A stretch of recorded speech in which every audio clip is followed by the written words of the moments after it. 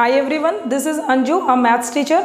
So guys, आज मैं आपके लिए एचटेट पीजीटी मैथ्स के लिए सिलेबस डिस्कस करेंगे कि मैं आपको इसमें ये बताऊंगी कि पीजीटी एचटेट में जो हमारे 60 क्वेश्चंस होते हैं उनका क्या सिलेबस रहता है, कहाँ से एग्जामिनर किस तरह से क्वेश्चंस पूछते हैं। तो आपको ये पता है कि जो बच्चे एचटेट दे चुके हैं या देने की तैयारी कर रहे हैं कि आपका जो 91 से 150 जो क्वेश्चंस होते हैं, 60 क्वेश्चंस, वो आपके math specific maths oriented question ही है, मैथ सिलेबस में ऐसे आते हैं। वैसे तो इसमें कोई सिलेबस जो है वो 11th-12th का ही रहता है, लेकिन 11th-12th में बेसिक से लेके हाई लेवल के सभी क्वेश्चंस इसमें इंक्लूड करते हैं। तो बेसिक एनसीईआरटी बुक्स जो आपने कंप्लीट करनी है, वो आपने बेसिक जो है वो आपने 9th to 12th आपको सब आना चाहिए इसके लिए, ठीक है। 60 क्वेश्चंस की जो डिवीज़न होती है वो हर साल अलग अलग होती है कि 60 क्वेश्चंस में से, लेकिन 50 क्वेश्चंस जो हैं और 10 क्वेश्चंस वो थोड़ा सा टिपिकल, क्योंकि उसे अपने लेवल को हाई मेंटेन करना है कि पीजीटी मैथ्स का पेपर ले रहा है तो कोई बिल्कुल सभी क्वेश्चन इजी तो वो आपको देगा नहीं।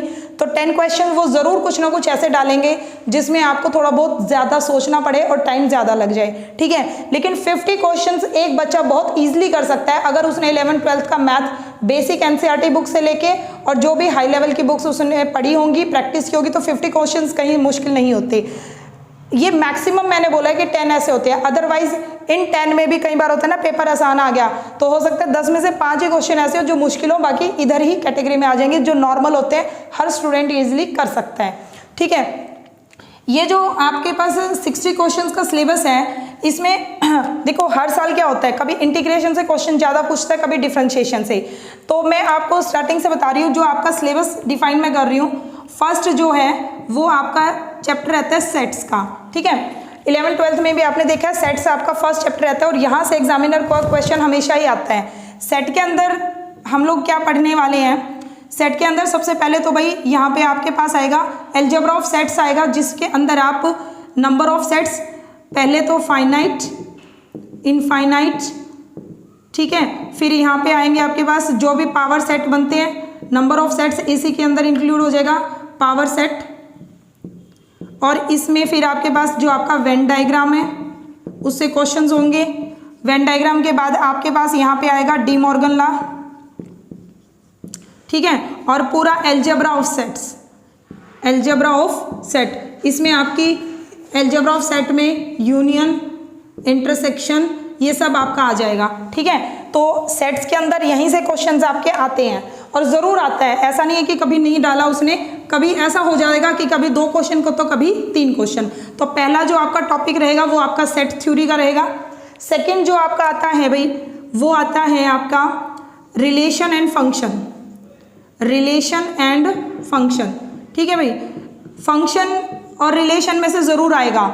रिलेशन एंड फंक्शंस में से, रिलेशन में से आपके क्या क्वेश्चन बनते हैं, रिलेशन में से आपका बनता है कि रिफ्लेक्सिव रिलेशन के ऊपर क्वेश्चन डाल दिया कि क्या कोई आर जो सबसेट है ए क्रॉस बी का वो रिफ्लेक्सिव होगा।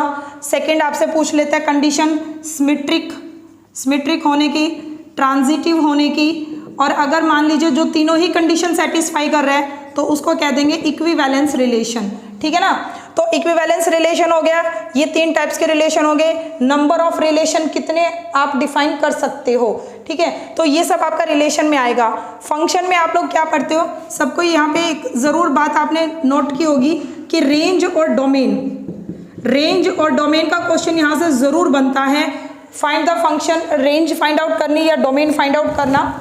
दूसरा आपके पास 1 फंक्शंस कितने हैं, 1 से पहले तो ये पूछेगा नंबर ऑफ फंक्शंस कैसे डिफाइन होंगे या कितने होंगे, नंबर ऑफ फंक्शंस। जैसे मान लीजिए एक फंक्शन है जो ए से बी तक अप्लाई हो रहा है, ठीक है, ए टू बी आपके फंक्शंस डिफाइन हो रहे हैं। तो इसमें मैं आपको शॉर्ट ट्रिक्स फॉर्मूले बताऊंगी, 1 ऑन टू, बाइजेक्टिव, सब्जेक्टिव और not 1 not onto, by graph भी हम ये सीखेंगे कि ज़रूरी नहीं है कि हर बार x1 x2 की वैल्यू पुट करके ही आप 1 ऑन टू चेक करो, ठीक है। जैसे यहाँ पे ये क्वेश्चन है नंबर ऑफ फंक्शंस आपने फाइंड आउट करने हैं, तो नंबर ऑफ फंक्शंस का फॉर्मूला होगा ऑर्डर ऑफ b की पावर ऑर्डर ऑफ a, ठीक है, कि a से b पे जा रहा है तो b का ऑर्डर बेस में लिख दो और a का ऑर्डर ऊपर लिख दो, तो ये आपके पास हो जाएंगे नंबर ऑफ फंक्शंस।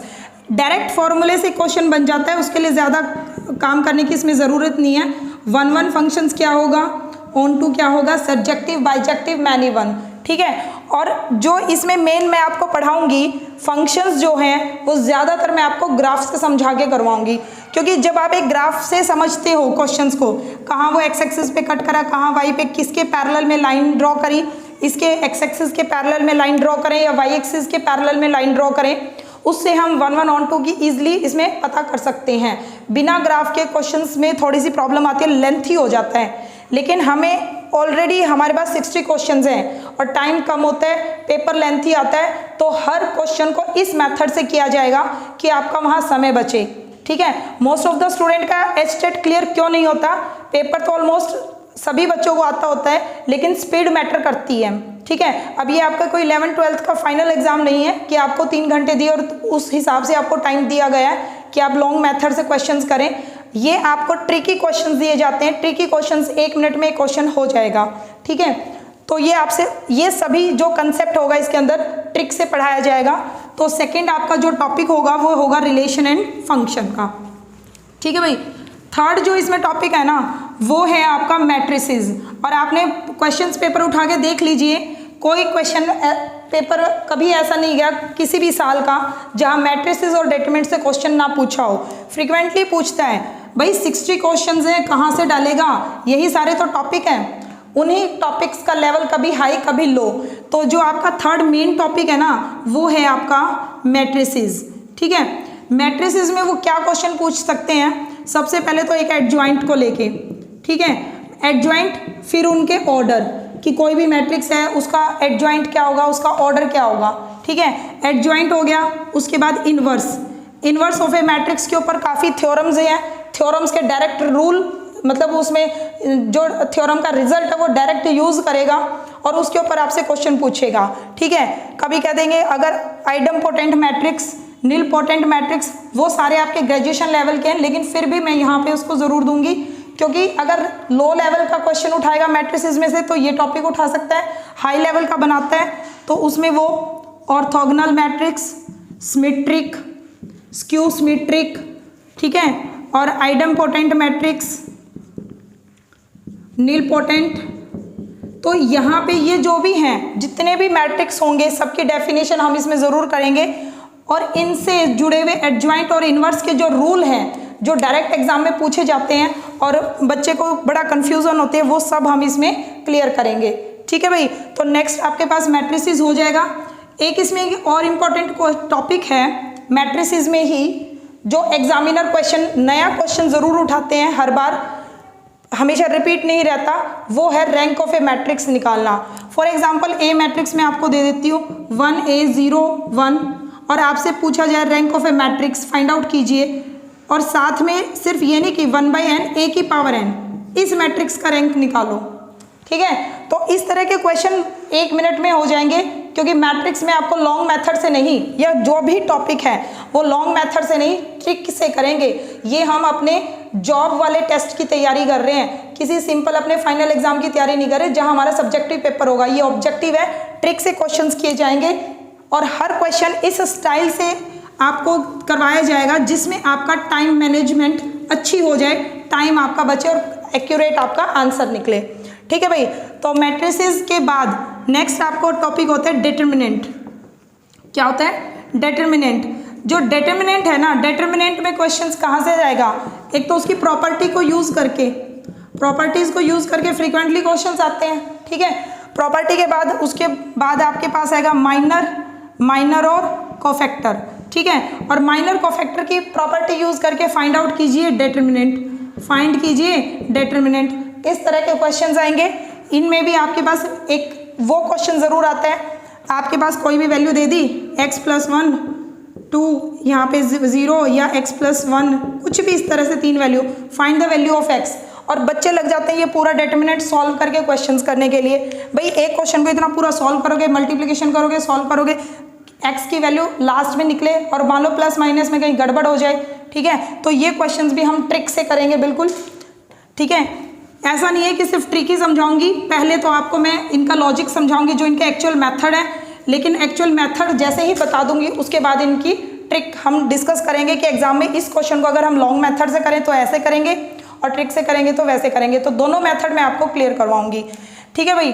तो नेक्स्ट आपका हो गया डिटरमिनेंट। अब जो है आपका फिफ्थ जो टॉपिक है वो है आपकी एल्जेब्राइक इक्वेशन। एल्जेब्राइक इक्वेशन, देखो भाई यहाँ से मैंने बहुत देखा है बच्चे जब भी यहाँ से क्वेश्चन पूछते हैं ना बस ऐसे होते हैं, ये तो बड़ा टफ क्वेश्चन था, ये तो बड़ा टफ क्वेश्चन था, हमें तो आया ही नहीं, पता नहीं कहाँ से क्या दिया हुआ था।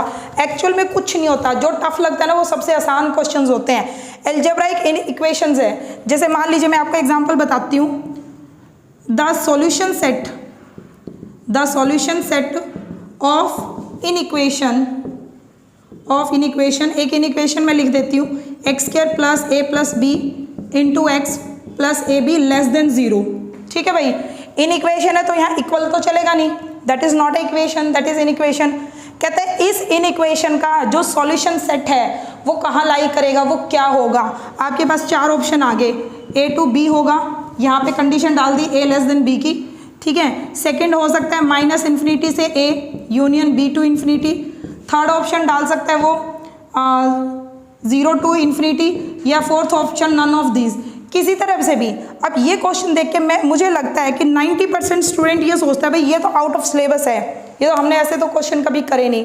और मैं कहूँ ये सिर्फ 1 सेकंड का क्वेश्चन है। एल्जेब्राइक इन इक्वेशंस में मैं आपको ऐसे रूल बताऊंगी जहां आप इन इक्वेशंस को 1 सेकंड में होल्ड कर देंगे, मतलब सॉल्व कर देंगे इसको, ठीक है। क्योंकि ये सब क्या होता है कि रूल के ऊपर डिपेंड होता है कि क्या वो रूल हमें पता थे एग्जाम में करने से पहले। एग्जाम जब आप देने जाते हो आप सिर्फ ये मोटा मोटा रिवाइज कर जाते हो जो आपकी बुक्स में होता है, ठीक है। बुक्स तो सभी पढ़ के जाते हैं लेकिन एग्जाम सबका क्लियर नहीं होता। क्यों नहीं क्लियर होता, वहाँ 2 कमी रहती है। एक तो टाइम मैनेजमेंट की, कि आप ना अपने खुद के पेपर को इतना लेंथी बना देते हो कि आपसे वो क्वेश्चन सॉल्व करने का ऐसा मेथड यूज करते हो कि आंसर तो करेक्ट निकल रहा है लेकिन 60 क्वेश्चंस कंप्लीट सॉल्व नहीं कर पाते। दूसरा, जो बच्चे 60 क्वेश्चन सॉल्व करने लगते हैं इस तरह के क्वेश्चन जो ट्रिकी होते हैं उनको तो छोड़ देते हैं, ठीक है। तो ट्रिकी क्वेश्चंस को 1 सेकंड में सॉल्व करना है और इनके आपने लो लेवल के नहीं हाई लेवल के भी क्वेश्चन सॉल्व करने हैं, ठीक है। तो ये सब हम इसमें करेंगे। सिंपल से सिंपल वे से आपका ये सिलेबस कवर करवाना है मैंने। और एल्जेब्राइक इक्वेशंस के बाद जो हमारे पास नेक्स्ट है वो है लॉगरिथम का। लॉगरिथम से भी बहुत क्वेश्चन पूछते हैं। लॉगरिथम ये स्पेशल अलग से टॉपिक मैं आपको ज़रूर पढ़ाऊंगी क्योंकि इसमें ना 3 तरह के क्वेश्चन पूछे जाते हैं। एक तो सिंपल आपके पास क्या होता है, जैसे a b c की वैल्यू दे दी in terms of log. Suppose आपको a की वैल्यू दे दी है, a is equal to log 2412, b आपको दे दिया लॉग 3624,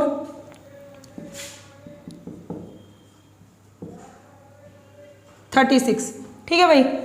a b c की वैल्यू, ये सबसे सिंपल लेवल बता रही हूँ मैं इसका, ठीक है। हर टॉपिक में 3 लेवल होते हैं, सबसे कम वाला यानी जिसको मोस्टली बच्चे कर देते हैं, फिर एक मीडियम और एक हाई लेवल। हाई लेवल अगर दे दिया ना उसमें तो मुझे पता है 1000 में से सिर्फ 2 बच्चे सॉल्व कर पाएंगे, ठीक है। मीडियम लेवल दे दिया तो 1000 में से 700-800 का हो सकता है क्लियर हो जाए, और इजी दे दिया तो 1000 में से 999 बच्चे वो कर लेते हैं क्वेश्चन, ठीक है।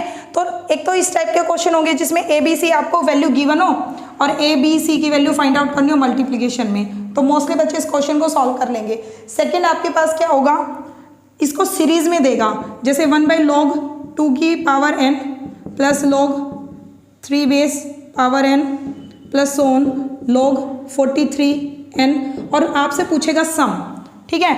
log को सीरीज में इंट्रोड्यूस करके और इस तरह से ये आपसे क्वेश्चन पूछेगा find the sum of this, find the sum of this.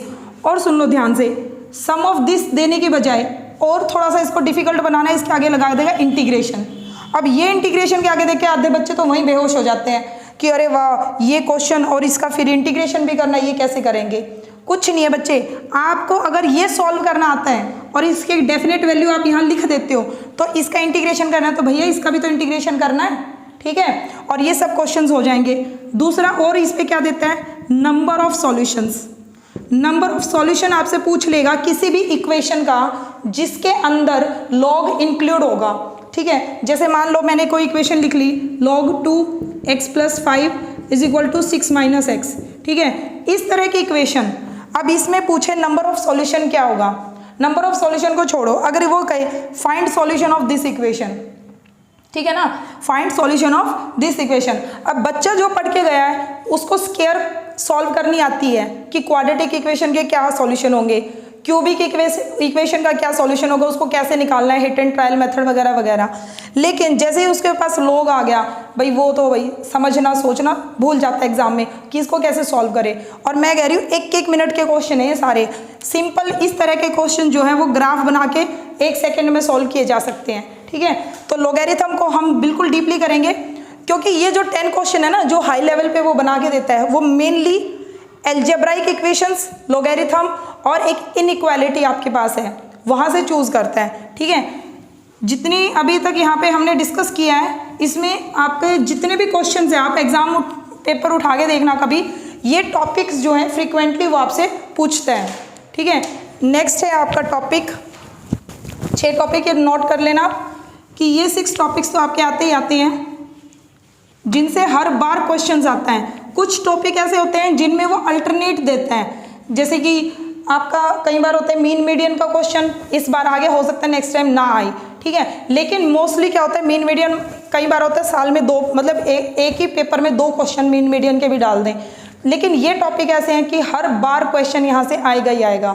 Next जो टॉपिक है आपका इनइक्वालिटी, इनइक्वालिटी से भी बहुत फ्रीक्वेंटली क्वेश्चंस पूछे जाते हैं। ठीक है, इनइक्वालिटी से क्वेश्चन कैसे बनता है भाई, जैसे किसी की मैक्सिमम वैल्यू पूछ ली या मिनिमम वैल्यू पूछ ली। मान लीजिए मैं कहूँ the value of, find the minimum value, find the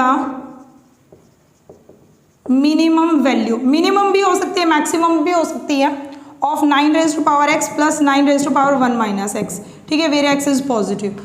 ठीक है भाई, तो इस तरह के मान लीजिए, या x बिलोंग्स टू r, कोई भी कंडीशन है x के ऊपर डाल दीजिए। इस तरह का क्वेश्चन जहाँ इनइक्वालिटीज है। अब आप कहोगे मैम यहाँ इनइक्वालिटीज का है, भाई जब वो आपसे मिनिमम या मैक्सिमम पूछ रहा है, मिनिमम या मैक्सिमम पूछ रहा है, यानी एग्जैक्ट नहीं पूछ रहा, मिनिमम मतलब कम से कम इतनी हो सकती है, बाकी इससे ज़्यादा हो सकती है, मैक्सिमम ऊपर वाली वैल्यू बाकी इससे कम हो सकती हैं, तो वहाँ लेस देन और ग्रेटर देन के साइन आएंगे, और जहाँ लेस देन ग्रेटर देन का साइन आएगा वहाँ क्या आएगी, इनइक्वालिटी आएगी। इनइक्वालिटी को सॉल्व करने के लिए मैं आपको 3 थ्योरम्स करवाऊंगी, 3 नहीं 4 होंगी। एक होगा आपका अर्थमेटिक ज्योमेट्रिक इनइक्वालिटी। ठीक है, डीपली तो जो है जब हम ये टॉपिक्स करेंगे तब मैं आपको करवाऊंगी। अभी तो सिर्फ मैं ये एक इंट्रोडक्शन वीडियो बना रही हूँ सिलेबस में कि इन टॉपिक्स में हमारे पास क्या क्या यूज होगा, कैसे कैसे हम फाइंड आउट करेंगे। तो इस टाइप के क्वेश्चंस निकालने के लिए दूसरा हमारे पास होते हैं वेयरस्ट्रेस इनइक्वालिटी। ठीक है, वेयरस्ट्रेस इनइक्वालिटी हम इसमें पढ़ेंगे। नेक्स्ट इसमें हम पढ़ेंगे कोची सचवाड़ इनइक्वालिटी। ठीक है भाई, और इसके बाद एक और है जो बहुत इंपॉर्टेंट है, टीचर बाइसेप्स इनइक्वालिटी। ठीक है, इसमें इनइक्वालिटी पे मैं आपको एक और बता देती हूँ। ये सारी इनइक्वालिटी अगर हमने पढ़ ली ना तो मैक्सिमम मिनिमम कुछ किसी भी तरह का क्वेश्चन आ जाए 1 सेकेंड में सॉल्व होगा। इन सब पे एक क्वेश्चन ऐसे भी बन सकता है, जैसे if x + y = a then maximum a है ये आपका, then maximum value of x² y³ is what. ठीक है भाई, तो देखो x + y की वैल्यू a दे दी और वैल्यू आपसे क्या पूछ रहा है, x² y³। तो इस तरह के जो क्वेश्चंस है ना वो इन्हीं इनइक्वालिटी का यूज करके निकलेंगे। ठीक है, डिटेल में हम बाद में पढ़ेंगे, this is just a introduction video of the syllabus. तो यहाँ के बाद फिर जो नेक्स्ट है आपका इनइक्वालिटी हो जाएगी। इनइक्वालिटी होने में आपको जितना भी ये मैंने अभी तक समझाया है, जो भी हम करेंगे, इसमें 2 चीज़ें मेन है।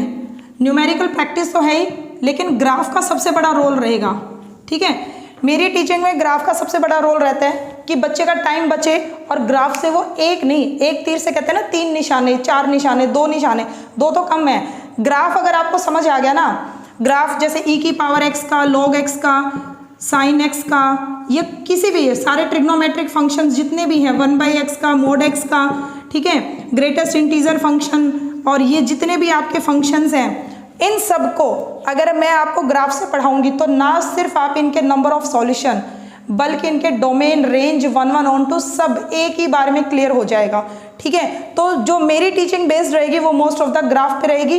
उसके बाद इनइक्वालिटी के क्वेश्चंस में भी ग्राफ का बहुत बड़ा रोल है, ठीक है। तो ग्राफ तो बहुत अच्छे से समझेंगे, सारे क्वेश्चंस हम ग्राफ से करेंगे, मेथड भी समझाऊंगे, ऐसी बात नहीं है। जो एक टिपिकल मेथड्स हैं इनके वो तो करेंगे ही, साथ में ग्राफ भी करेंगे, ठीक है भाई। जो अब आपके पास नेक्स्ट टॉपिक है वो है कॉम्प्लेक्स नंबर। क्या है आपके पास? Complex number. कॉम्प्लेक्स नंबर आपके पास क्या आता है भाई? जैसे कॉम्प्लेक्स नंबर में ये तो सबको ही पता है, आर्ग्यूमेंट फाइंड आउट करना, ठीक है, मॉडुलस फाइंड आउट करना, बिल्कुल ठीक है, पोलर फॉर्म निकालनी, बिल्कुल ठीक है, ये तो आपका हो गया इजी वाला वे, ठीक है। अब मान लीजिए मैंने कोई इक्वेशन दे दी जैसे z माइनस ए अपॉन जेड प्लस ए, या इसके आर्ग्यूमेंट पे कोई कंडीशन दे दी और आपसे कहा z lies on perpendicular bisector, z lies on the circle of boundary, या z lies on the square, कोई भी इस तरह से कंडीशन, यानी कॉम्प्लेक्स में परपेंडिकुलर बाइसेक्टर, सर्कल, स्क्वायर, इन सब चीज़ों को हम कैसे यूज़ करते हैं, कैसे पढ़ते हैं, मेन हमारा ये रहेगा, क्योंकि ये तो सबको पता है, ईजी है, ये तो बेसिक तो मैंने करवाना ही है। हर टॉपिक के दो फॉर्म होंगी, एक आपकी बेसिक होगी और एक आपकी स्टैंडर्ड होगी, ठीक है। हर टॉपिक को हम दो चीज़ों से पढ़ेंगे, बेसिक तो करना ही करना है, जो आपका बेसिक है वो है आपका 11th और 12th, ठीक है, और जो स्टैंडर्ड है वो आपका एग्जाम ओरिएंटेड, ठीक है भाई। तो ये चीज़ें तो हमारी हैं ही, बेसिक आया तो मतलब इजी क्वेश्चन, स्टैंडर्ड आ गया तो थोड़ा सा एग्जाम ओरिएंटेड, बस कोई भी टॉपिक ऐसा नहीं छोड़ना कि हमने पढ़ा और क्वेश्चन उसका हमारा एग्जाम में नहीं हुआ। इस तरह से हर टॉपिक को क्लियर करेंगे कि एग्जाम में वो आपके किल हो जाएंगे क्वेश्चंस, ठीक है भाई। देखो अब नेक्स्ट जो है ये हो गया 7th 8th, और नेक्स्ट 9th जो टॉपिक है AP, GP, HP और इनके रिजल्ट, ठीक है भाई। इसमें क्या बताना, nth टर्म फाइंड आउट करनी, रेशियो फाइंड आउट करनी, सम निकालना, इनके ऊपर बेसिक आपको सभी सारी होल्ड है। AP क्या होती है, GP क्या होती है, HP क्या होती है, कहाँ अप्लाई होती है, क्या इनकी प्रॉपर्टीज होती हैं, ये सब हम इसमें डिस्कस करेंगे, ठीक है। 10th आपके पास जो टॉपिक आएगा भाई वो है क्वाड्रेटिक इक्वेशन। क्वाड्रेटिक इक्वेशन, अब मैं आपको बता देती हूँ, क्वाड्रेटिक इक्वेशन भी जो है हम ग्राफ से करेंगे, ठीक है। इस ग्राफ से करने वो तो सिंपल सबको ही पता है, एक्स स्क्वायर माइनस जो भी आपका यहाँ पे रूल होते हैं plus BX plus AB that equal to 0, आप इजीली फाइंड आउट कर सकते हैं। Sum of root, product of root, वो तो है ही प्रॉपर्टीज। बाकी इसमें जो भी इनके कोफिशिएंट्स के ऊपर प्रॉपर्टीज होती है, क्वाड्रेटिक इक्वेशंस हैं जो रूट्स हैं, ठीक है ना भाई। D के ऊपर जो क्वेश्चंस आते हैं, D पॉजिटिव है, D नेगेटिव है, वट जो भी हैं, ठीक है, तो वो सब हम इसमें डिटेल से पढ़ेंगे। क्वाड्रेटिक इक्वेशंस आपका नेक्स्ट टॉपिक होगा। उसके बाद 11th जो आपका टॉपिक होगा, ठीक है, मैंने एक चीज़ नोटिस की है यहाँ पे ना, एक बार इस टाइप से मतलब D पॉजिटिव है और आपसे पूछ लिया AX square plus BX plus C, तो D पॉजिटिव होने से A का क्या रिलेशन हो सकता है, A के ऊपर एग्जामिनर कंडीशन पूछ ले, ठीक है, तो वो सिर्फ क्वाड्रेटिक इक्वेशंस को जब आप ड्रॉ करोगे ना और D की कंडीशन लोगे तब फाइंड आउट होंगी ये वैल्यूज़, ठीक है भाई। तो ये हम ग्राफ से अच्छे से करेंगे। इनइक्वालिटीज़ की बहुत सारे रिजल्ट हैं और क्वाड्रेटिक इक्वेशंस के भी। नेक्स्ट जो टॉपिक है वो है हमारा परम्यूटेशन एंड कम्बिनेशन, ठीक है भाई। परम्यूटेशन और कम्बिनेशन ऑलमोस्ट बच्चों को पता ही है। परम्यूटेशन का मतलब अरेंजमेंट, कम्बिनेशन का मतलब सिलेक्शन, लेकिन इतना पढ़ने से काम नहीं चलता, ठीक है ना, सभी को पता है कि इतना पढ़ने से काम नहीं चलता। परम्यूटेशन और कम्बिनेशन का मेरे को एक क्वेश्चन ध्यान आ रहा है 2019 में PGT मैथ्स में एक क्वेश्चन आया था स्मॉल, ठीक है, कि इस स्मॉल वर्ड का डिक्शनरी में क्या रैंक है ये फाइंड आउट कीजिए, ठीक है। अभी आपको मैं बता देती हूँ, स्मॉल वैसे है परम्यूटेशन का क्वेश्चन, लेकिन अगर परम्यूटेशन वाले मेथड से करने लग जाए ना तो मैं कहूँ बच्चे का कम से कम आधा घंटा खराब हो जाएगा। जिसकी कैलकुलेशन पे पकड़नी है, जिसकी स्पीड अच्छी है वो भी 15 से 20 मिनट ले ले, 15 मिनट तो मिनिमम मान के चलिए। और ये क्वेश्चन मैं आपको ट्रिक से करवाऊंगी, ठीक है, और हो सकता है ये इंट्रोडक्शन वीडियो के बाद आपको नेक्स्ट डे इसी क्वेश्चंस पे एक वीडियो मेरी और मिलेगी जिसमें rank of the word according to dictionary, ठीक है, ये टॉपिक उसमें मैं आपको जरूर क्लियर करवाऊंगी क्योंकि एक बिल्कुल अच्छा क्वेश्चन है। और इसमें एक एग्जामिनर अगर क्वेश्चन पूछते तो 5 मिनट के काम को आप 5 सेकंड में चेंज कर सकते हो, ठीक है। तो इस तरह के क्वेश्चन हम डिस्कस करेंगे और एक ये वीडियो मैं इसके ऊपर जल्दी बनाने वाली हूँ। कि स्मॉल हो गया, मदर हो गया, फादर हो गया, ठीक है, मोस्टली ये हो गया Cochin, Google, mother, father, brother, ठीक है। तो इनका जो है वो आपका डिक्शनरी में क्या रैंक है, इस टाइप का क्वेश्चन ज़रूर आएगा। तो वो तो हम करेंगे ही, ये भी हम ट्रिक से करेंगे। सेकंड जो है भाई, ट्रिक का मतलब ये नहीं कि सिर्फ ट्रिक ही, प्लस जो आपका बेसिक है वो तो करवाऊंगी ही मैं, ठीक है। नेक्स्ट, परम्यूटेशन के साथ और क्या जुड़ा होता है भाई, बाइनोमियल, बाइनोमियल थ्योरम, जिसमें हम बाइनोमियल कोफिशिएंट एनसीआर को अच्छा डीपली पढ़ेंगे, ठीक है। कम्बिनेशन कर लिया, एनसीआर कर लिया, ये तो साथ के साथ है। मिडिल टर्म्स क्या होगी, अच्छा ये क्वेश्चन बड़ा आता है, इसका ग्रेटेस्ट कोफिशिएंट क्या होगा, ठीक है ना, ग्रेटेस्ट कोफिशिएंट क्या होगा। इसके बिल्कुल छोटे छोटे फॉर्मूले हैं। मैं कहूँ जिस दिन आपको छोटे छोटे फॉर्मूले याद कर लोगे ना, आप कहोगे ये तो एग्जाम में मैंने इतना लंबा इसको एक्सपेंड किया, फिर उसके बाद रैंक ढूंढा, मिडिल टर्म ढूंढी, मुझे पहले बताओ तो मैं इस तरीके से कर लेते, ठीक है ना। क्योंकि क्या होता है बाइनोमियल में, क्या होता है x प्लस ए की पावर n डाल दी भाई, और आपसे पूछ लिया इसकी मिडिल टर्म निकाल दो, और यहाँ n आपके पास पता नहीं 101 डाल दिया, या ये बताओ इसमें ग्रेटेस्ट कोफिशिएंट क्या होगा, ग्रेटेस्ट कोफिशिएंट। तो बच्चे अब क्या 101 को एक्सपेंड करेंगे, उसमें ये देखेंगे कि कौन सा सबसे बड़ा कोफिशिएंट आ रहा है, ठीक है। तो इस टाइप के क्वेश्चन जो हैं ये भी हम इसमें अच्छे से करेंगे। नेक्स्ट जो टॉपिक है, और हाँ अब ये मत सोचना कि मैम ये बता ही नहीं रहे कि एग्जाम में कितने क्वेश्चंस आएंगे इनमें से। देखो भाई, जितने टॉपिक बताए हैं ना, कम से कम 2 से 3 क्वेश्चन तो मिनिमम मान के चलो। एग्जामिनर का मूड होता है, कई बार वो 4 क्वेश्चन डाल देता है, कई बार वो 5। आगे जो टॉपिक है उसमें मैं आपको कंफर्म बताऊंगी कि किस में से क्या है, लेकिन जितने ये अभी तक टॉपिक हुए हैं इनमें से 2 से 3 क्वेश्चन मिनिमम है ही हैं, 2-2 क्वेश्चन तो कम से कम आपको मिलेंगे, ठीक है। बाइनोमियल थ्योरम के बाद हम पढ़ेंगे फिर अपनी प्रोबेबिलिटी, ठीक है। प्रोबेबिलिटी में भाई हम हर तरह की पूरे प्रोबेबिलिटी कवर करेंगे, ठीक है। और जैसे परम्यूटेशन में लीनियर परम्यूटेशन, साइक्लिक परम्यूटेशन वगैरह सब, परम्यूटेशन कम्बिनेशन में 3 आपको मैं कैटेगरी डिवाइड करूंगी। नंबर सिस्टम के ऊपर काम कैसे किया जाए, मैन वुमेन बॉयज़ गर्ल्स के ऊपर कैसे काम किया जाएगा, और आपका एक वो आता है जिसमें आपके इंग्लिश के लेटर्स आते हैं, जैसे मिसिसिपी हो गया, मैथमेटिक्स हो गया, इस टाइप से हम कैसे काम करते हैं। इसी तरह से प्रोबेबिलिटी में भी आपके पास हर तरह की थ्योरम हम करेंगे। बेस थ्योरम पे क्वेश्चन किया जाएगा, सिंपल जो आपकी फर्स्ट टू एंड जितना भी प्रोबेबिलिटी आपका 12th का इसमें सारा कवर होता है, प्रोबेबिलिटी इससे बाहर कुछ नहीं आता, ठीक है। उसके बाद जो नेक्स्ट टॉपिक है आपका प्रोबेबिलिटी से, नेक्स्ट टॉपिक होगा आपका स्ट्रेट लाइन, यानी हम 3D की तरफ जा रहे हैं, ठीक है। अच्छा 3D को हम कैसे पढ़ेंगे, 3D और 2D कंबाइन करके पढ़ेंगे, ताकि आपको पता चल जाए कि दोनों में क्या डिफरेंस होता है। कई ना बच्चे कंफ्यूज हो जाते हैं। जैसे 2D में आपको पता है x1 y1 और x2 y2, ठीक है, इनके बीच का डिफरेंस मतलब डिस्टेंस निकालना है। और अगर 3 पॉइंट में दे दूँ x1 y1 z1 और x2 y2 और z2, डिस्टेंस निकालना और ये लाइन की इक्वेशन फाइंड आउट करनी है, AB और AB, ठीक है। इक्वेशन ऑफ AB लाइन और इसमें भी इक्वेशन ऑफ AB लाइन, ठीक है बच्चे। तो इसका फॉर्मूला अलग होगा, यहाँ होंगी डायरेक्शन रेशियो का यूज़ और इसमें होगा स्लोप का यूज़, ठीक है। स्लोप से मेरे को ध्यान आया, मतलब बहुत अच्छे से करेंगे ये 3D और 2D एक साथ। 2D के फॉर्मूले भी, अगर जो चीज़ हम लाइन इसमें पढ़ रहे हैं ना, उसी समय लाइन इसमें भी पढ़ेंगे। प्लेन आपने इसमें पढ़ लिया और प्लेन में आपने जो भी मतलब बनाया है उससे रिलेटेड 2D से जो भी इससे संबंधित होगा सब डिस्कस करेंगे। तो स्लोप से मुझे एक बात और ध्यान आ रही है, 2D कर लेंगे, 3D 2D में लाइन प्लेन हम दोनों पढ़ लेंगे, ठीक है। लाइन तो हम दोनों चीज़ों में पढ़ेंगे, प्लेन हमारा इसमें चलेगा और अच्छे से इसको पूरा कवर करेंगे। अब ज़्यादा एक्सप्लेन तो क्या करें इसमें। स्ट्रेट लाइन आ गया, उसके बाद आपका कॉनिक सेक्शन, ठीक है भाई। उसके बाद है आपका कॉनिक सेक्शन। कॉनिक सेक्शन से आपको पता ही है हर बार क्वेश्चन आता है, हर बार आपका पैराबोला, ठीक है, एलिप्स, आपका हाइपरबोला, ठीक है, और आपका एक सर्कल में मतलब आते हैं क्वेश्चन से, लेकिन मैं इसमें मेन तो आपका ये 3 चलेंगे, पैराबोला, हाइपरबोला और आपका एलिप्स। उसके बाद जो आपका नेक्स्ट टॉपिक होगा वो होगा ट्रिग्नोमेट्रिक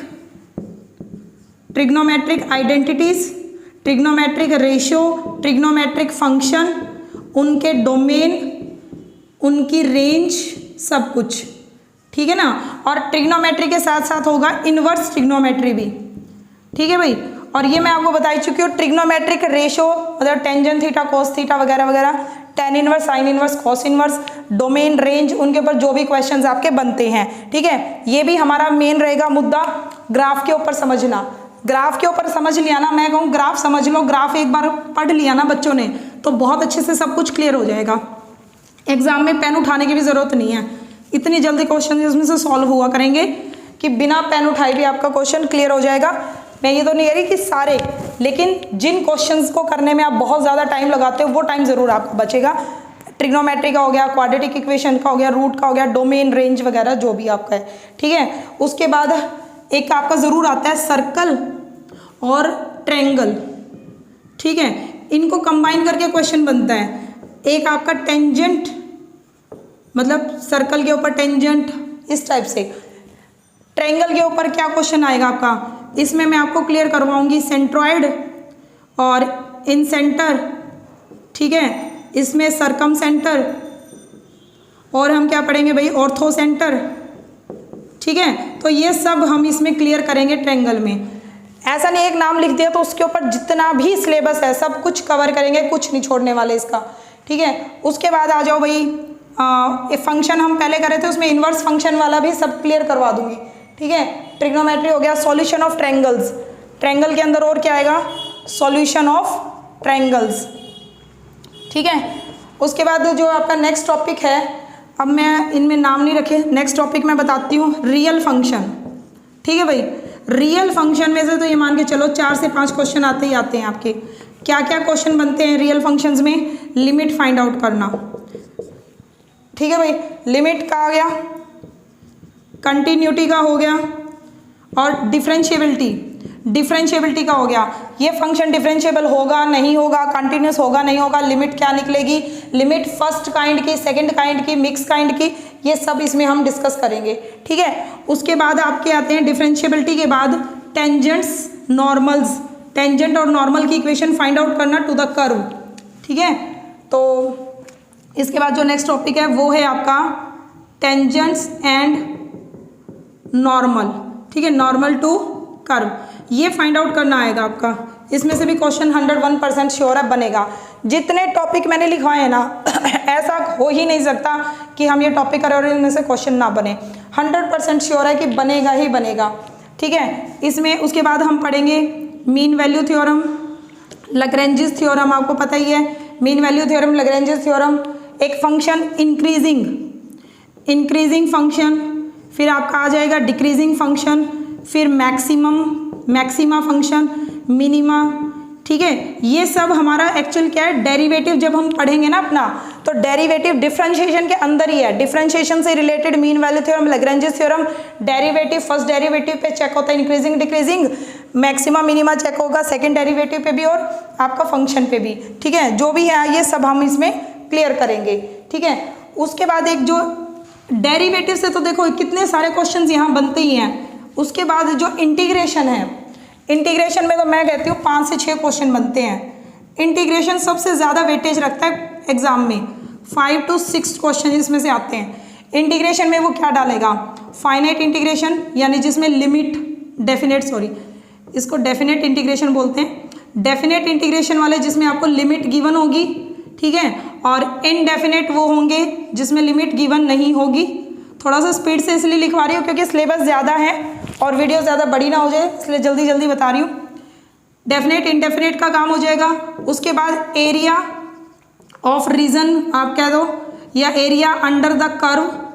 ठीक है, एरिया के ऊपर क्वेश्चन 101% है भाई, आज तक कोई भी पेपर उठा के देख लो ज़रूर बना हुआ है क्वेश्चन। ठीक है, उसके बाद हम पढ़ेंगे अपना पूरा वेक्टर 3D जो भी इसमें काम होगा, शॉर्टेस्ट डिस्टेंस फाइंड आउट करना वगैरह सब। ठीक है, लास्ट में फिर हम इसमें करेंगे मीन, मीडियन, सेंट्रल टेंडेंसी के सारे टॉपिक्स करेंगे, मीन, मीडियन और मोड। ठीक है, उसके बाद एक मिसलेनियस कुछ होगा जिसको हम मतलब ओवरऑल कहीं से किसी को कनेक्ट कर दिया जाता है। कई बार होता है ना, पैराबोला को टेंजेंट से कनेक्ट कर दिया, नॉर्मल की इक्वेशंस फाइंड आउट कर दी, तो इस तरह के जो एक मिक्स होगा लास्ट में हम वो करेंगे। इस टॉपिक से बाहर आपका पीजीटी का क्वेश्चंस नहीं जा सकता। और इसके बाद हम इसमें प्रैक्टिस सेट, आपके जो टेस्ट होंगे, जो भी आपको होगा वो PDF के अकॉर्डिंग दे दिया जाएगा। ठीक है, बहुत जल्दी मैं अचीवर एकेडमी ऐप पे ये क्लासेस शुरू करने वाली हूँ और आप ये नोट कर लीजिए कि अब हमें ये पढ़ना है PGT HTET के लिए। Thank you so much.